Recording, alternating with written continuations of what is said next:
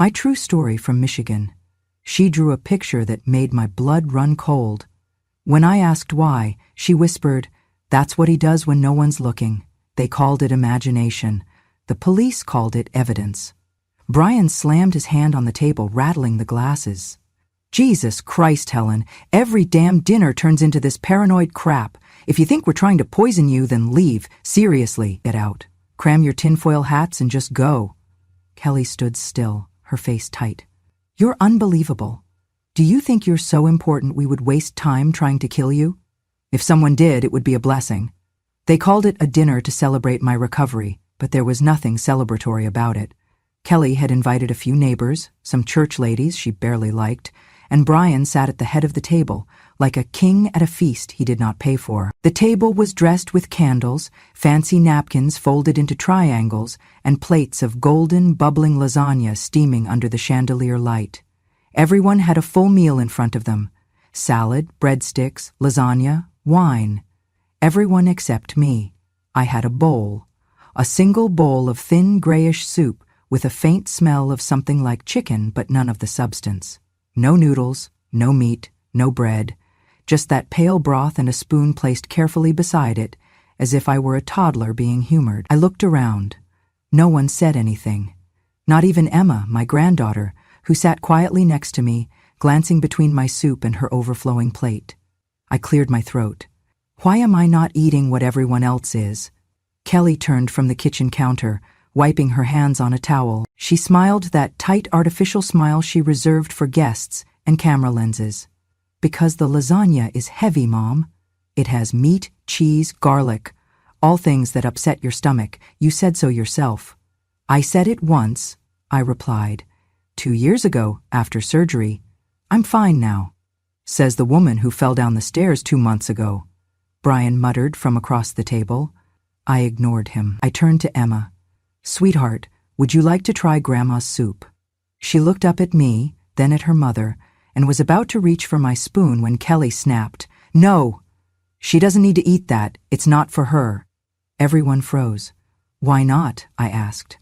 Kelly walked over to me, her voice calm but low, like someone trying not to explode in front of company. Because it's made for your diet, Mom. Special ingredients. We don't want to upset your system. You should be grateful I took the time to make something separate. Then eat it yourself, I said. She blinked. Excuse me? I pushed the bowl toward her. If it's that good, if it's just soup made with love, have a taste. Brian slammed his hand on the table, rattling the glasses. Jesus Christ, Helen, every damn dinner turns into this paranoid crap. If you think we're trying to poison you, then leave. Seriously. Get out. Cram your tinfoil hats and just go. Kelly stood still, her face tight. You're unbelievable. Do you think you're so important we would waste time trying to kill you? If someone did, it would be a blessing. Emma gasped. Her little hand clutched mine. Enough, I said. Enough, Kelly. Enough, Brian. Brian scoffed. Oh, you want peace now? After accusing your own daughter of trying to kill you? I didn't accuse anyone, I said. I asked a question. But you answered it, loud and clear. Kelly leaned over the table, eyes blazing. Fine. Maybe someone should. You're 80, you're barely mobile, you complain about everything, and you cost us thousands in meds and care. Maybe this world would be better off with one less bitter old woman sucking the life out of everyone around her. Emma began to cry. I wrapped my arm around her. Go to your room, baby, it's okay. She shook her head. But I don't want you to be hurt. I won't be, I said. I promise. Kelly sighed dramatically and started clearing plates, muttering under her breath. Brian took his glass of wine and stormed off to the den. The guests stared awkwardly, mumbling excuses as they stood to leave. No one looked at me. I waited until the kitchen was empty. Then I stood up, took the bowl of soup, and carefully poured it into a mason jar I had hidden in my bag under the table. That night, after they had gone to bed, I put on my coat and walked 2 blocks down to Janet's house. She was an old friend, a retired lab tech who still tinkered in her garage with microscopes and chemical tests. She opened the door in her robe. Helen, are you all right? I held out the jar. I need you to test this. She took it slowly. What is it? Soup, I said, but something is wrong with it. I need to know if I'm crazy or if I'm just the only one paying attention. Janet frowned but nodded. Come back tomorrow. I'll let you know what I find. I thanked her and turned back toward the house. My hands trembled, not from cold, but from something colder, a knowing that had been whispering at the back of my mind for months now, finally crawling to the front. They thought I was too old, too slow, too dependent. They forgot what silence teaches you, to observe everything and remember everything. They thought I would eat what they served me, swallow it down with gratitude, and disappear quietly like a burden relieved. But I was not done watching, and I was not done fighting. They said the fall was an accident. I said it was the rug. The paramedics said it was my age. The bruises on my hip said otherwise. But no one really asked me. It happened in my little apartment in Lansing, a place I had lived alone in for nearly 20 years. I had just watered my plants and was carrying the kettle back into the kitchen when the floor slipped out from under me, or maybe it was pulled. I remember the sound of my body hitting the stairs. Not the pain, just the sound. Like a bag of groceries splitting open. After the hospital, Kelly insisted I come live with her and Brian. You can't be alone anymore, Mom. It's not safe. What if next time no one finds you for days, she had said, her voice heavy with concern that felt rehearsed. I moved in. Not by choice. Out of necessity. At least that is what I told myself then. Within a week, they said I needed supervision. They took my phone.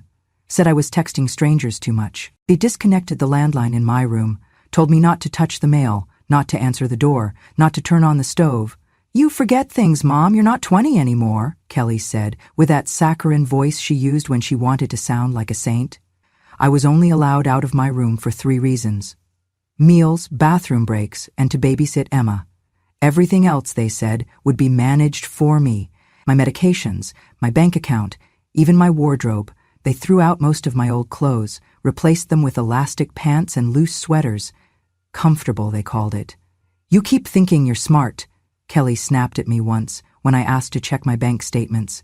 Surviving a fall does not make you a genius. You're lucky your brain still works.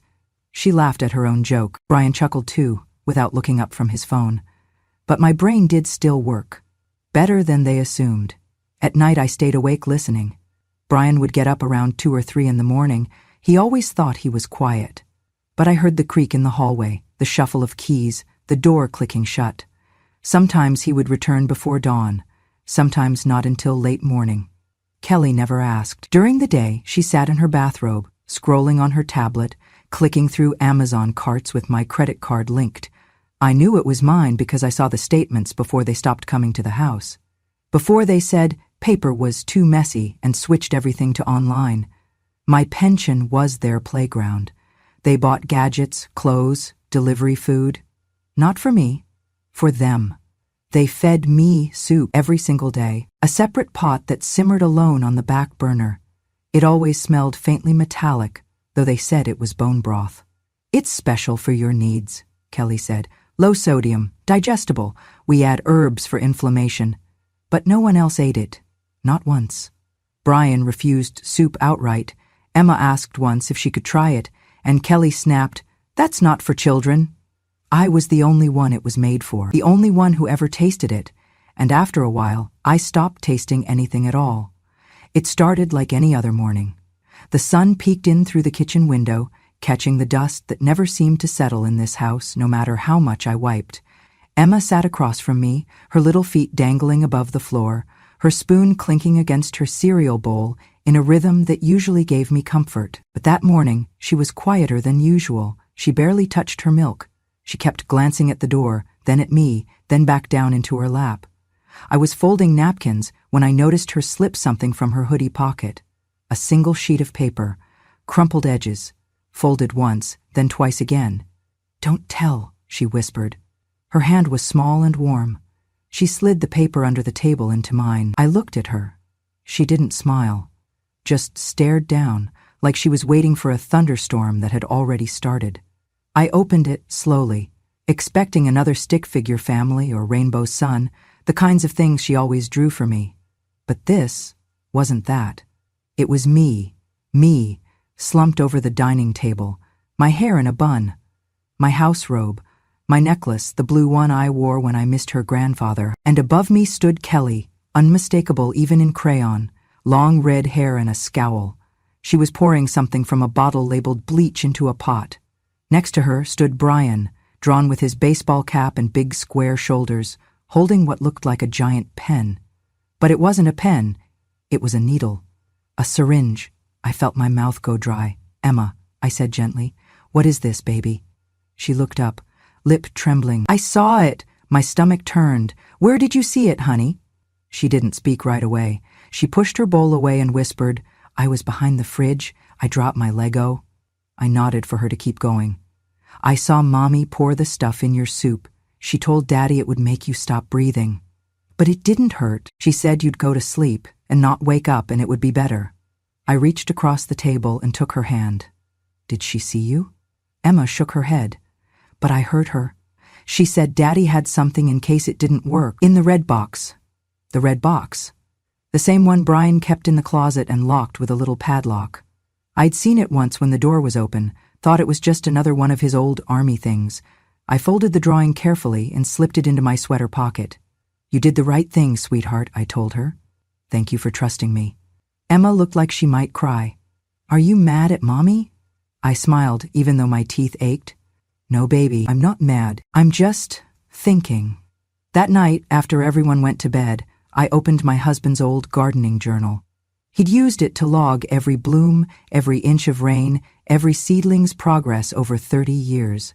I began my own entries, not about roses, but about poison. Day by day, I wrote what I ate. I wrote down what time they handed me my pills, when I heard Brian leave at night, when I caught Kelly checking my account balances on her phone. And then I began watching. Emma brought me more drawings. One had a tombstone with my name on it, drawn in the front yard. Another showed Brian holding a pillow over someone's face. Someone had a bun and a necklace. "She said it's just a game," Emma whispered. "But I don't like that game." Neither did I. Every morning, Kelly smiled too wide. Every night, my soup was served first. No one else touched it. No one ever tasted it but me. I stopped drinking it. I dumped it behind the shed when no one was looking. I pretended to be full. I said my stomach hurt. I faked stomach cramps and dizzy spells. They chalked it up to age. They were delighted. "Soon," I heard Brian say one night through the heating vent. "She's getting worse." "She's slipping," Kelly whispered back. "We won't have to wait long." But I wasn't slipping. I was documenting. I was remembering. And I was waiting. Because now I knew something I hadn't dared believe before. They didn't just want me gone. They were planning it, and their 6-year-old daughter had told me how. I waited until Thursday. Thursdays were for yoga, at least that's what Kelly told Brian. She always left the house with her mat tucked under her arm and her hair tied in that neat little ponytail that made her look younger than she was. She never came back with sweat, only with receipts. Spa facials, boutique candles, wine that never made it to the family table. Brian left around the same time, usually muttering something about checking on a job site. Emma went to school. I stayed behind. As always, unnoticed, unimportant. That Thursday, I put on my heaviest coat, the wool one I hadn't worn since my husband's funeral. I wrapped a scarf around my neck, tucked the drawing Emma had given me deep into my pocket, and sealed the cooled bowl of soup in a Tupperware container Kelly had bought with my credit card. I even made sure to clean the edges. No one would know it had been touched. I walked the 3 blocks to Janet's place. My feet were slow, but my mind was clear. Janet was one of those people who aged without softening. She had been a lab assistant when we were young, always precise, always blunt. Now she ran her own little side lab from the back of her house, a side hustle in a town where secrets stayed buried unless someone like her chose to dig them up. She answered the door in her bathrobe, her glasses sliding down her nose. "Helen, what the hell?" I handed her the container. "I need you to test this." She didn't ask why, not at first. She just looked at me, then at the bowl, then back at me again. "Come inside," she said. The room smelled like coffee and lemon polish. She cleared a space on the counter and set the soup down. "What am I looking for?" she asked. "Bleach," I said simply, "or anything that isn't food." Janet blinked. "You're serious?" I wouldn't walk here in January if I weren't. She opened the container and sniffed. Her face changed immediately. That smells. Off. Metallic. Bitter. I know. You sure you're okay? Not remotely. She sighed and got to work, pulling gloves from a drawer, a pipette from a cabinet, and a testing kit I didn't recognize. I sat on her vinyl kitchen chair, hands folded, not shaking. My heart didn't race. My breathing didn't quicken. I was calm, not because I wasn't afraid, but because I already knew the answer. I didn't come here for discovery. I came for confirmation. An hour passed. Janet said nothing, just moved from sink to kit, from laptop to notebook. Finally, she turned to me. I found sodium hypochlorite, she said. It's consistent with household bleach, and in concentrations far higher than accidental contamination. I closed my eyes. It was in the broth? She nodded. In the soup? In the residuals on the spoon? I'd bet it's in the water you drink, too. Want me to test that next? I shook my head. I already stopped drinking it. She sat down across from me, her face unreadable. Helen, this isn't some nursing home horror story. This is criminal. Do you want me to call someone? I know people. No, I said softly. Not yet, she frowned. Why the hell not? Because they're not finished, I said. They think I'm dying. They think it's working. If I act too soon, they'll just deny it. Say I'm old. Say I'm imagining things. I need more. You need to get out of that house. I smiled, but there was no humor in it. I've lived with people trying to break me before. You know that. I can handle it. Janet leaned back in her chair. You always were the quiet one. I nodded. Still am. I left her place an hour later with a manila envelope in my purse. Inside were printed results, photos of the test, a written affidavit from Janet herself. Proof. But I didn't go to the police. Not yet. Instead, I went home, poured the soup down the garbage disposal, and smiled when Kelly asked how I liked the flavor that night. Delicious, I said. Tasted cleaner than usual. She laughed, thinking I was making a joke.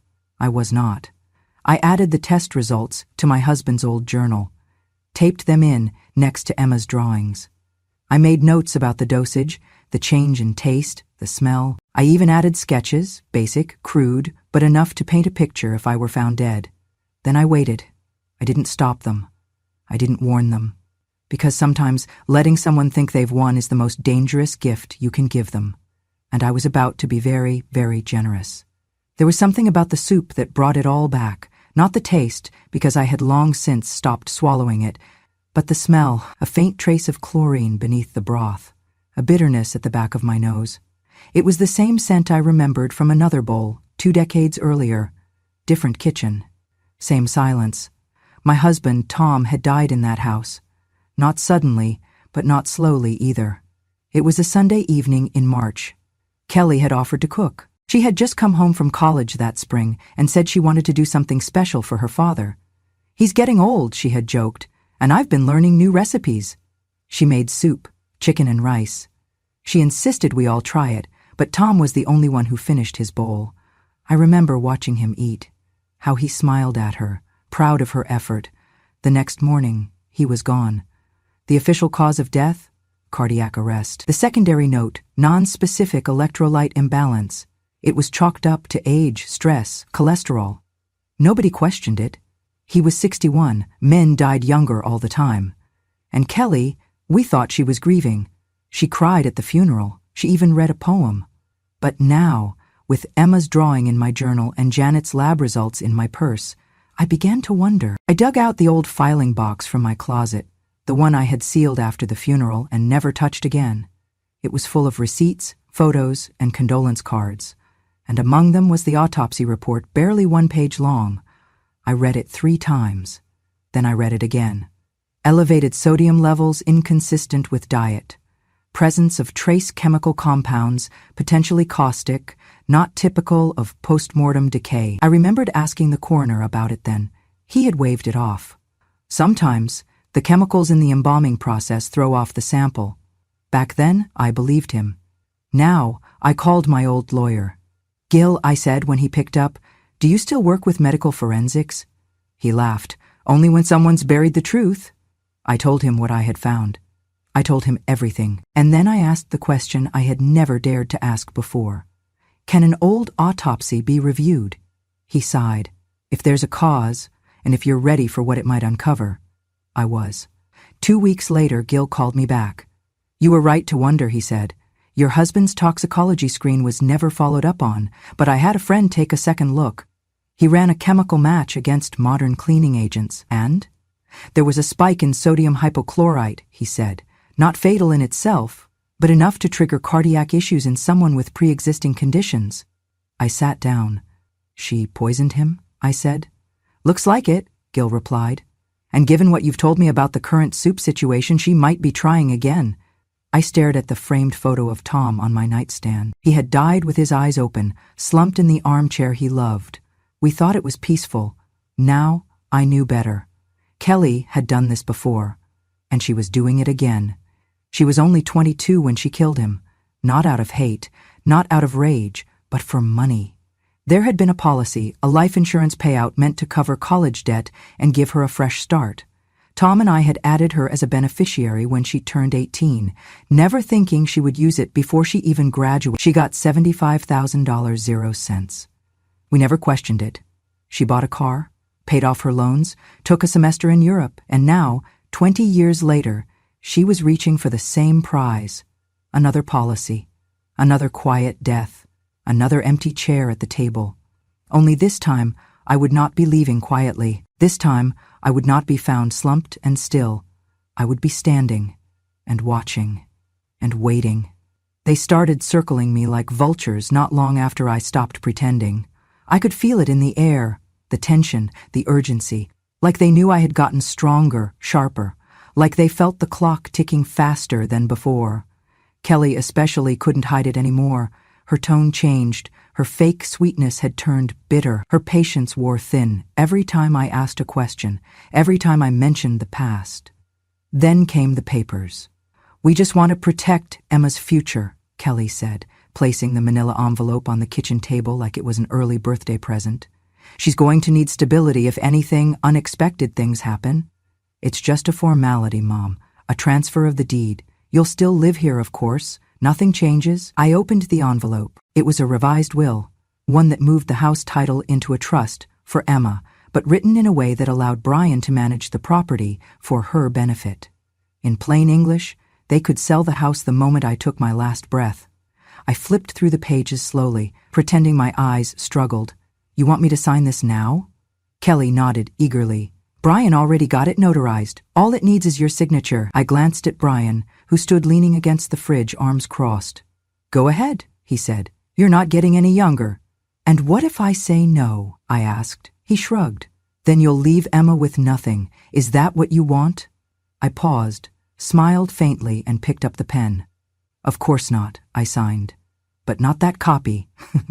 Because what they didn't know was that 2 days earlier, I had taken a secret trip back to Gil's office. The real will, the one that left the house in full to Emma on her 25th birthday, locked in a protected trust, with Kelly and Brian legally barred from touching it, had already been filed. The signature I gave them was a forgery. On paper, I'd printed myself. The notary was a woman I met at the senior center who owed me a favor, and the manila folder? A decoy. When Kelly clutched it to her chest that night, gloating about how generous I'd been, I said nothing, because by then the real work had already started. Gil had passed everything, Janet's test results, the autopsy review, Emma's drawings, to a friend in the prosecutor's office. They couldn't arrest me without a clear attempt on my life. They needed something in the act, real time, caught in motion. So we waited. Weeks passed. Every meal I acted just fragile enough to convince them I was fading. I faked tremors in my hands, let my spoon clatter once or twice. I dragged my steps and took longer in the bathroom.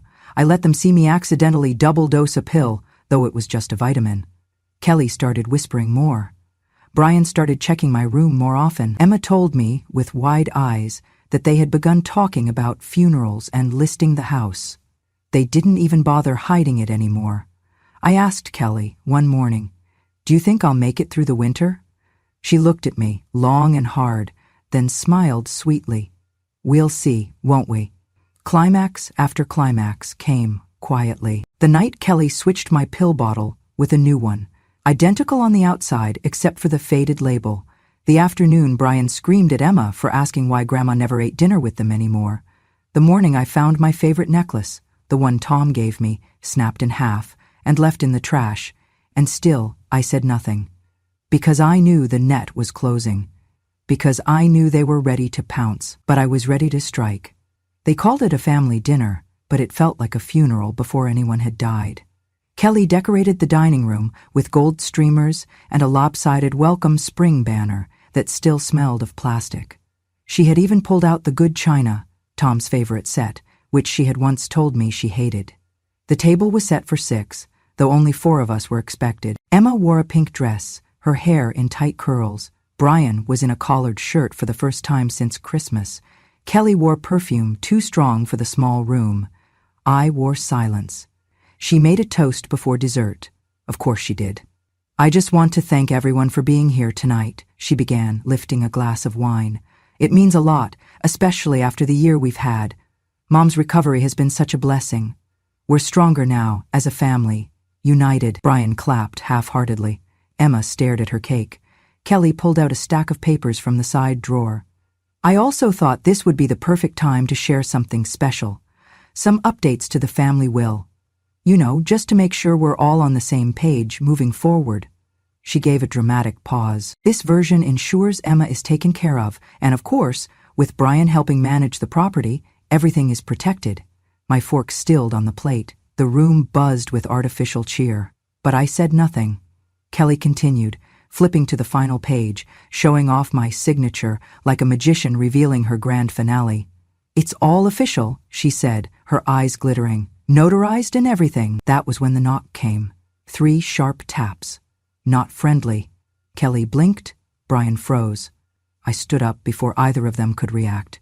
I'll get it, I said softly.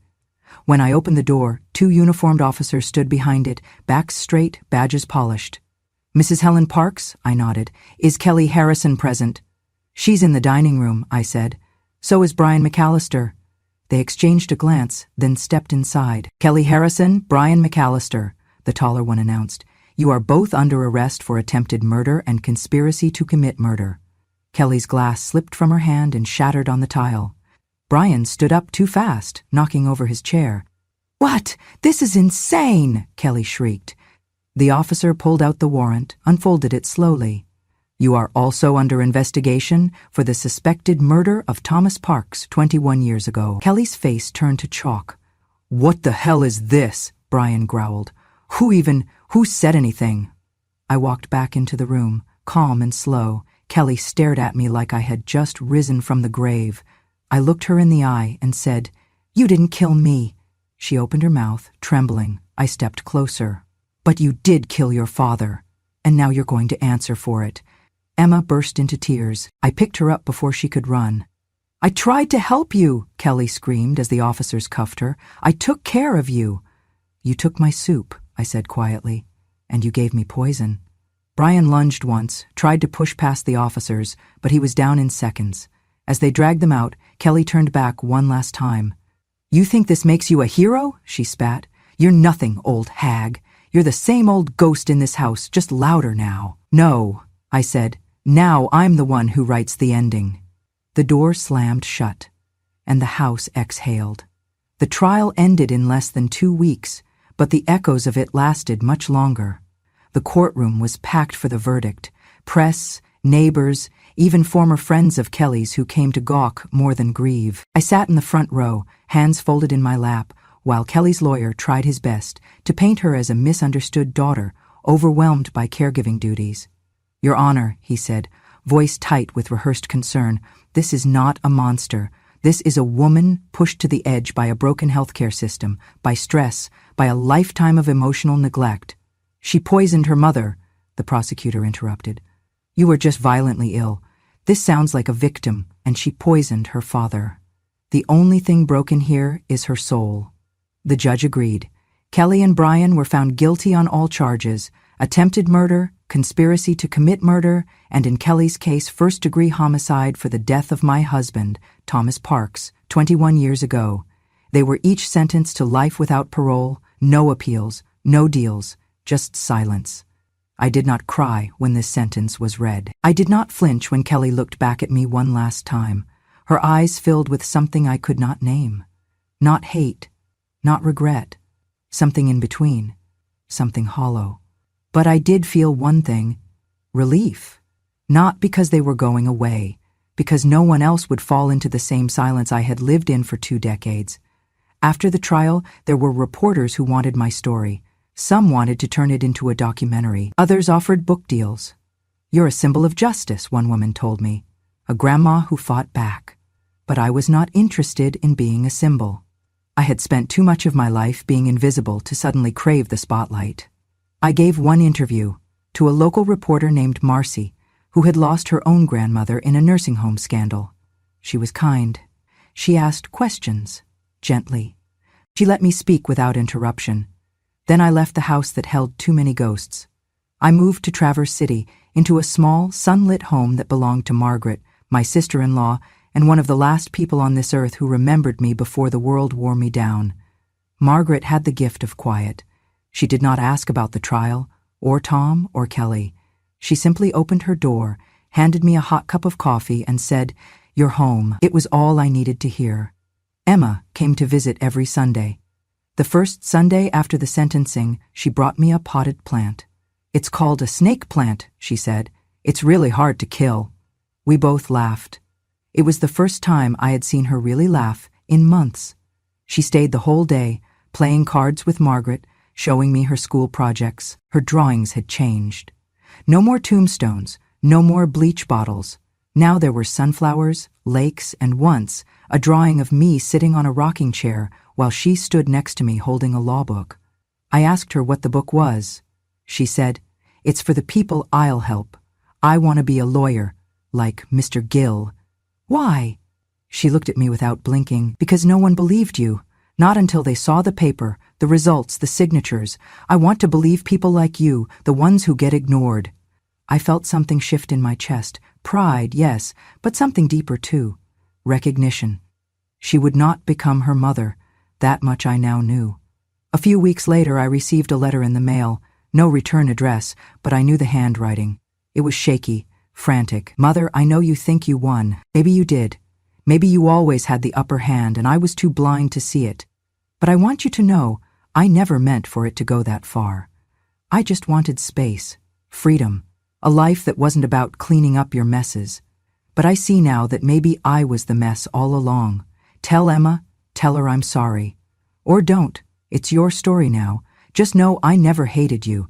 I just didn't know how to need you without feeling small." Kelly, I did not write back. I folded the letter, placed it in Tom's journal, between the page that held Emma's first drawing and the toxicology report that reopened his case. I kept it not as evidence, but as a reminder. Sometimes justice is not loud. Sometimes it lives in the cracks between regret and revelation. Life after the storm was not perfect, but it was mine again. In the mornings, I made tea on my own stove. In the afternoons, I walked to the bookstore at the end of the block, where the owner always saved the large print mysteries for me. Margaret and I started attending a weekly knitting group, not because either of us knit well, but because it felt good to sit with other women who had lived long enough to stop pretending. Emma kept visiting. Every Sunday, without fail, on her 12th birthday, she said something I will never forget. We were sitting on the porch watching birds hop along the fence.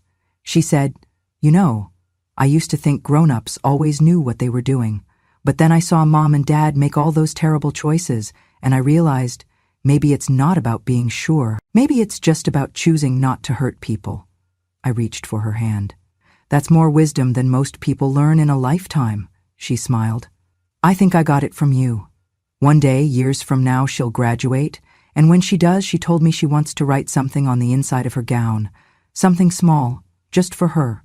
It will say, 'They thought silence was weakness, but silence remembers, and when it speaks, it does not tremble.' I told her she could write it wherever she wants, because she had lived it, and so had I. And in the quiet of that shared truth, we found something stronger than revenge. We found peace. Thank you for listening to my story. If it touched something in you, if you've ever felt overlooked, silenced, or underestimated, I hope you remember this. Silence isn't weakness, it's memory. And one day, memory speaks. On Grandma True Stories, we tell the stories no one else dares to say out loud. Tales of betrayal, quiet revenge, and justice delivered not with noise, but with truth and time. If you believe wisdom has no expiration date, if you know that when a Grandma True Stories, the world should listen, then subscribe to Grandma True Stories. Because the quietest women in the room often have the loudest truths. Your story matters. Let's tell it together.